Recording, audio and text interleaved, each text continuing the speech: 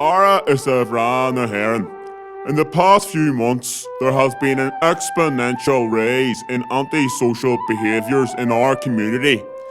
We've had numerous reports by concerned residents in regards to youths smoking marijuana, defecating on public walls and off their heads on, quote, Molly Mora Kit.